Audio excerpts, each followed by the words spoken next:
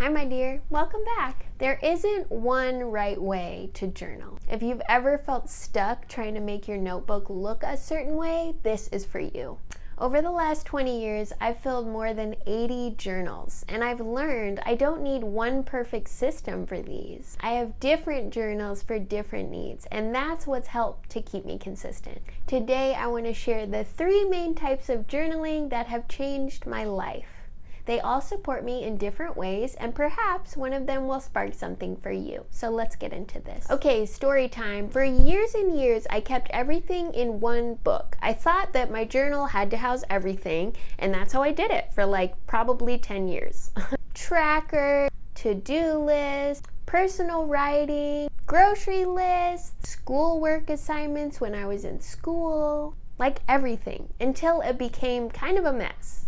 At least I felt like a mess. I had stuff, various parts of my brain all housed in this one book, which sounds like maybe it would be a good thing, but honestly, it was hard to go back and find things, and it was just very not serving me at that point. Fast forward to 2021, that's when I became self-employed, and at that time, I started to separate out my different worlds. I put my business notes in a separate notebook, and then I also had a paper calendar that helped keep me going. But yes, I found that separating out my different things, my different needs into different journals served me very well.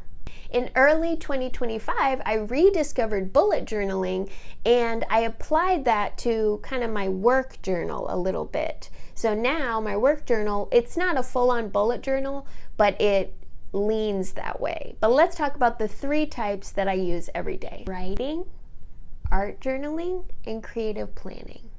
Let's talk about these 3 types. Number 1 is stream of consciousness writing. Now, some folks call this morning pages. That's the practice by Julia Cameron, where you rise and write.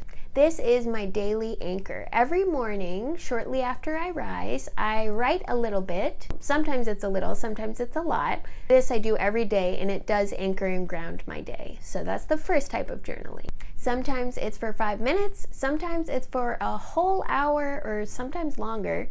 But this really grounds me in my day and lets me know how I'm doing and lets me connect with myself. The second type of journaling, and it's not daily, but it's as needed, is art journaling. So I have a separate journal. That's my art journal. It's actually right here.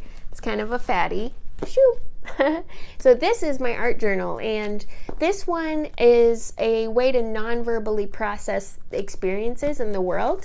And I'll just show you a couple of pages.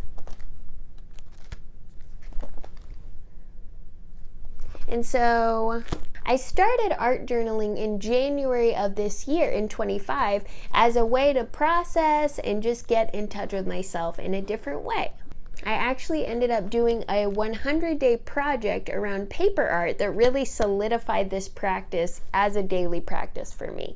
Now, after the 100-day project, it became, like I said, an as-needed, consistent but not daily consistent practice. So I art journal when I feel like it. Usually it's weekly these days. I'll do a little something in here, and it really helps me to let go of perfectionism. Like I said, non-verbally process, because words are not required for processing our feelings, as it turns out. It's also really fun, which is important, and it gives me an opportunity to shop my stash. I have accumulated quite a bit of stickers and ephemera and paper and all kinds of arty-farty things, and so when I art journal, it gives me a chance to go through all of my lovely things and pick out just the perfect thing for that day's creation. The third type of journaling is creative planning, which is done in a journal but involves a bunch of different bits and bobs from all over my world. This is my current planner that I'm about to go into. So it has my weekly spreads, and also some monthly spreads for next year.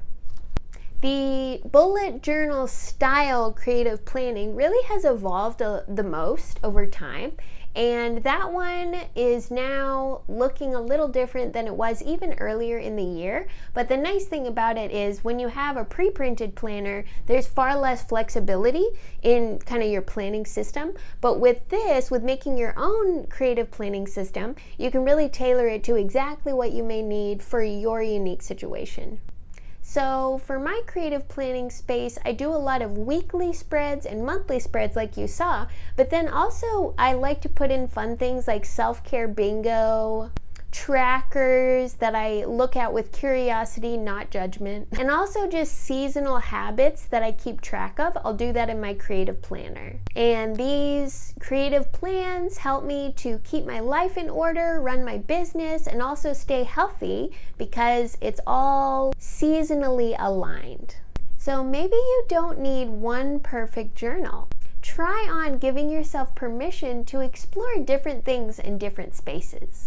Writing, art, planning, and let each one hold a part of you. Okay, so I'd love to know, if you had to pick one type of journaling of these three to try this week, which one would you try? Would it be writing, art, or planning? So thank you so much for spending some time with me. Again, those three types are writing, art journaling, and creative planning. I'd love to know which one resonates with you the most. Follow the channel for more. And if perfectionism has ever stopped you from even starting, definitely check out the video right here. It's about messy, magical pages. And that one will help you break free from the trap of trying to make everything look perfect. It's a trap so many of us fall into. Give this video a like if you enjoyed it or had any ahas. Remember, your pages don't have to be perfect. They just have to be yours. I'll see you in the next one.